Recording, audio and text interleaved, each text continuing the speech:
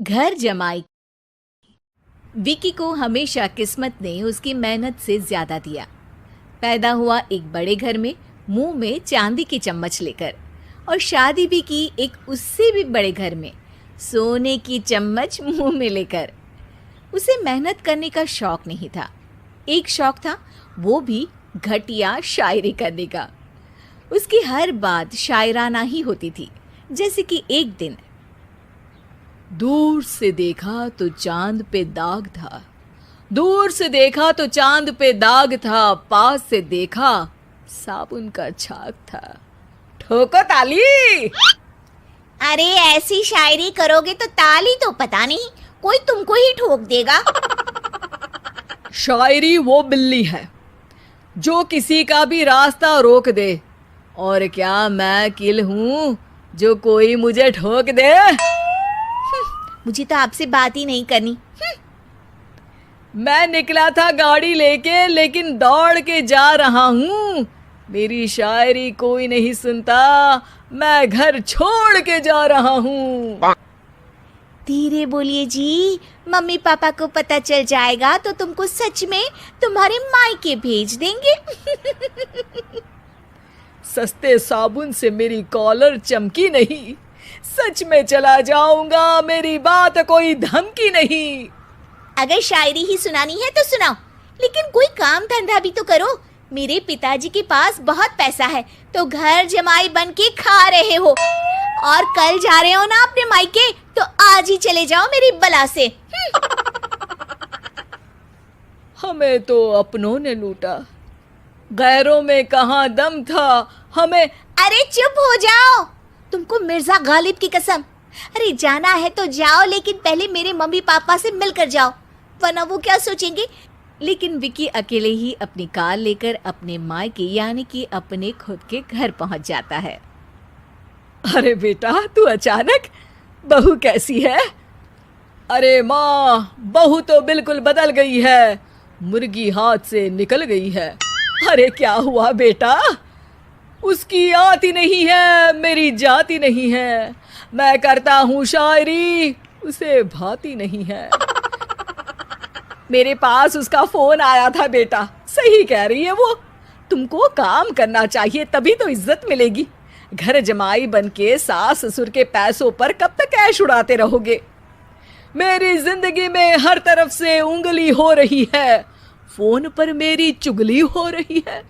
अरे चुगली नहीं कर रही थी बहू, वो तेरा भला चाहती है बेटा।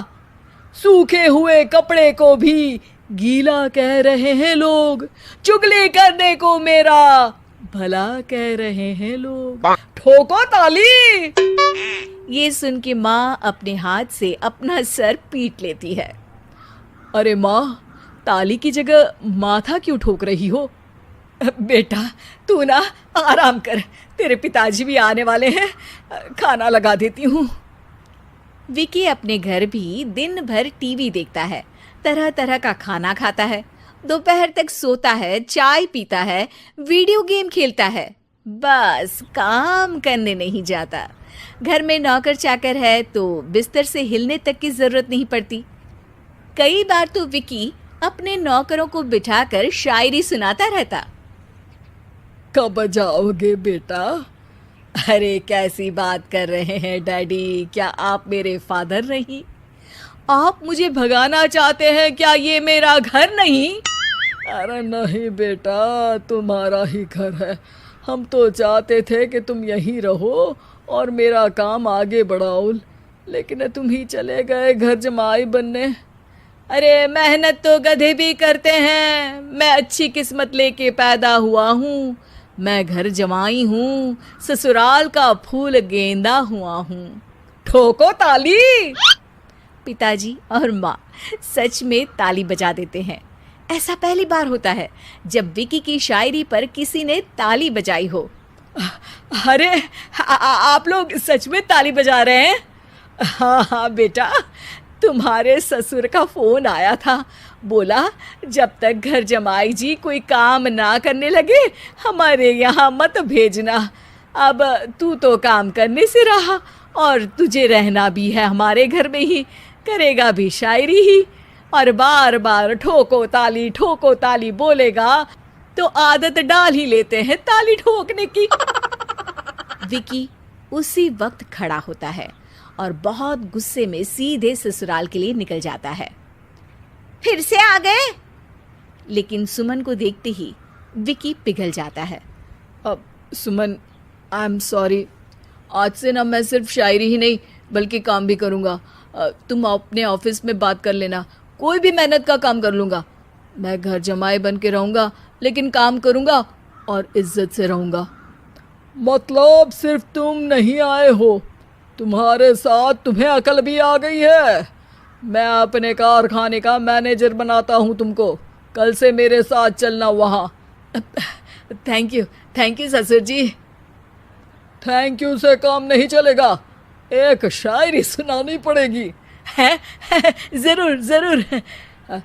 ससुर के पास पैसा होते भी मेहनत जिसको भाई है, वही सच्चा दामाद है, वही अच्छा घर जमाई है। ठोको ताली। सब विकी की शायरी पर ताली ठोक देते हैं। शिक्षा, जब किस्मत आपको बहुत सारा दे दे तो उसकी कद्र करनी चाहिए और मेहनत करना कभी नहीं भूलना चाहिए।